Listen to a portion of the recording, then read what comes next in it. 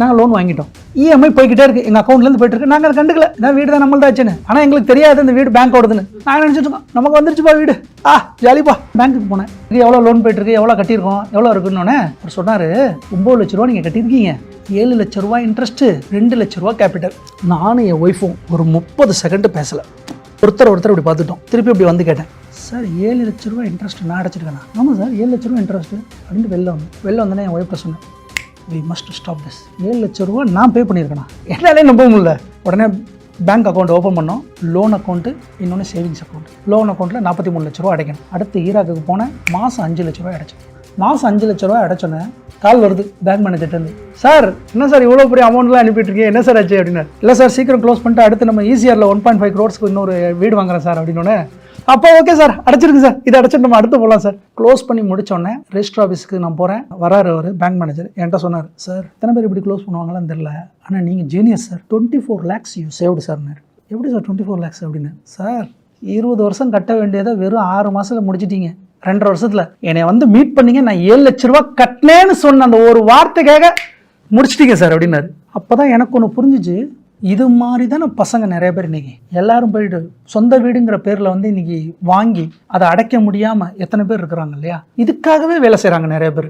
அவங்களுக்குலாம் நான் ஒன்று சொல்லுவேன், at least you close the loan first. லோனை க்ளோஸ் பண்ணும் முதல்ல. அதுக்குன்னு போட்டு வர சேலரி போட்டு ட்ரேடிங் இண்டிங்கில் பண்ணி காசு வரணுங்க, அதெல்லாம் பண்ணாதீங்க. இருக்கிற கோல்டு இருக்காது, அது செல் அவுட் பண்ணிட்டு first you make a house loan வந்து க்ளோஸ் பண்ணணும். அதாவது நம்ம சிப்ல இன்வெஸ்ட் பண்ணும்போது மந்த்லி பண்ணுவோம். லம்சமா நம்ம கிட்ட ஒரு விஷயம் இருக்கும். சிலர் தான் வந்து லம்சமா அப்படியே ஒரு இதுல போட்டுட்டு வெயிட் பண்ணிட்டு இருப்போம்.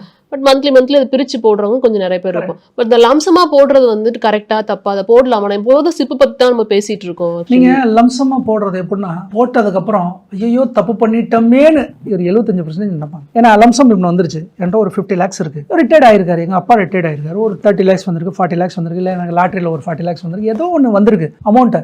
நான் ப்ராப்பர் ஃபினான்ஷியல் அட்வைசர் இல்லாமல் நான் டைரெக்டாக வேறு இதில் போட்டேன்னா கண்டிப்பாக அடுத்த 6ஆம் மாதம் நானே சொல்லுவேன், தெரியாமல் தப்பு பண்ணிட்டேன். அந்த தெரியாமல் தப்பு பண்ணிட்டேன்னு சொல்கிறதுக்கு பதிலாக அதை பிரித்து கரெக்டாக போடணும். கார்பரேட் பாண்டில் 10% ஆல்ரெடி நீங்கள் சொன்ன மாதிரி. ஆமாம், அதே மாதிரி ஒய்ஃப்ட்ட ஒரு 20% கொடுத்து monthly scheme, gold go for monthly scheme போட சொல்கிறது. போஸ்ட் ஆஃபீஸில் போயிட்டு சீனியர் சிட்டிசனோ அல்லது SSYO ஏதோ ஒன்று கிரியேட் பண்ணுறது, ஸ்டார்ட் பண்ணுறது. மியூச்சுவல் ஃபண்டு அதில் போயிட்டு ஒரு பல்க், அதில் அகைன் 30%, மியூச்சுவல் ஃபண்டில் 30%, இன்னொன்று கார்பரேட் பாண்டில் ஒரு 40%. கார்பரேட் பாண்டில் நீங்கள் 40% பல்கை நீங்கள் பண்ண உடனே 40% பண்ண உடனே it's going to start income the next month onwards. திரும்பி அந்த இன்கம்மை எகைன் போட்டு சிப், அந்த இன்கம்மை சிப்பாக மாற்றுங்க.